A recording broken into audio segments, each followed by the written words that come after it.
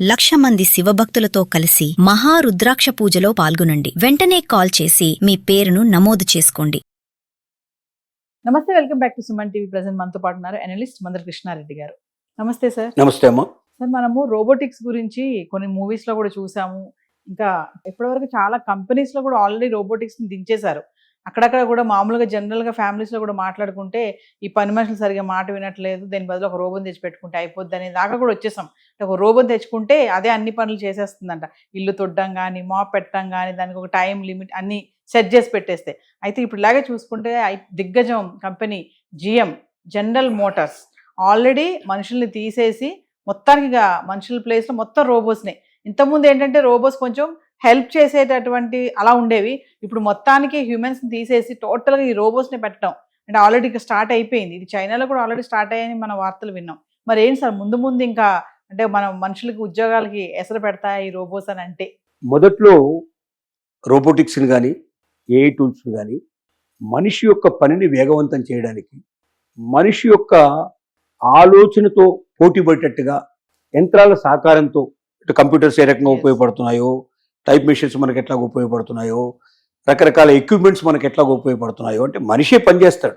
మనిషిని ఇంకా స్పీడ్గా ఎక్కువ పనిచేయడం, చేతులతో పనిచేసే దానికన్నా యంత్రాలతో పనిచేస్తే తొందరగా అవుతుంది. ఇప్పుడు వ్యవసాయాన్ని దున్నుతున్నాం మనం, ఎద్దులు పెట్టి దున్నితే చాలా టైం పడుతుంది. అదే ట్రాక్టర్తో దున్నితే తొందరగా అవుతుంది.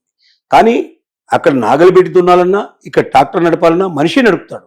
కానీ మనిషి నడుపుతూ మనిషి యొక్క ఉద్యోగానికి ఎక్కడ తేడా రాకుండా, మనిషి ఉపాధికి ఎక్కడ తేడా రాకుండా అదనంగా కొంత తొందరగా పని పూర్తయ్యేటట్టుగా మనిషికి సహకారంగా ఉంటుంది. ఇప్పటిదాకా అది పరిస్థితి చూసాం మనం.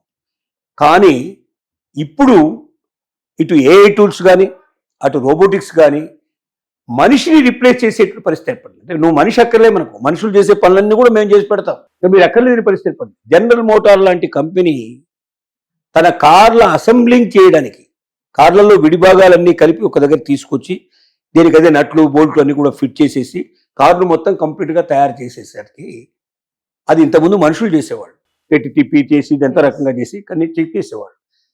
ఆ పనులన్నీ చేయడానికి రోబోటిక్స్ని తయారు చేశారు.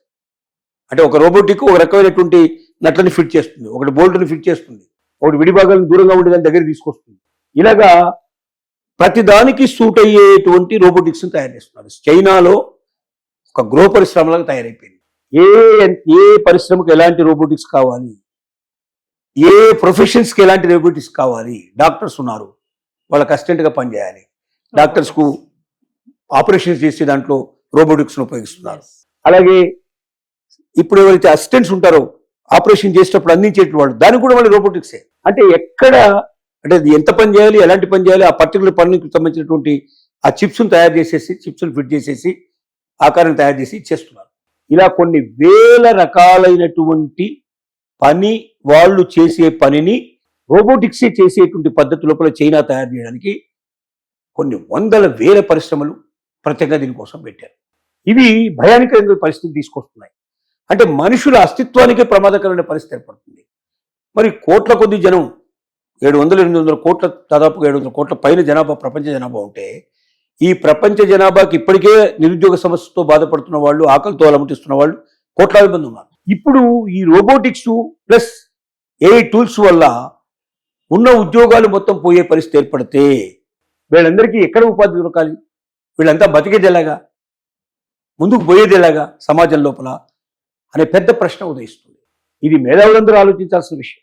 ఎందుకంటే మనిషి అస్తిత్వానికి ప్రమాదం అయిన తర్వాత, మనుషులు ఆకలితో చచ్చిపోయేటువంటి పరిస్థితి ఏర్పడి ఉద్యోగ ఉపాధి అవకాశాలు పోగొట్టుకున్న తర్వాత సమాజం ఏమైపోతుంది, దేశం ఏమైపోతుంది, చిన్నభిన్నం అయిపోయే పరిస్థితి ఏర్పడుతుంది. కాబట్టి ఎంతసేపు మనిషికి ఉపయోగపడేట్టుగా, మనిషికి ఆదాయ వనరులు పెరిగేటట్టుగా ఉండాలి తప్ప, కొద్ది మంది చేతిలోకి మొత్తం డబ్బంతా వెళ్ళిపోయి మిగతా వాళ్ళంతా పేదవాళ్ళు అయిపోయి అడుక్కునే స్థితిలో ఉండేటువంటి స్థితికి మాత్రం ఆ దేశానికి తీసుకురాకూడదు అనేది మేధావుల యొక్క ఆలోచన.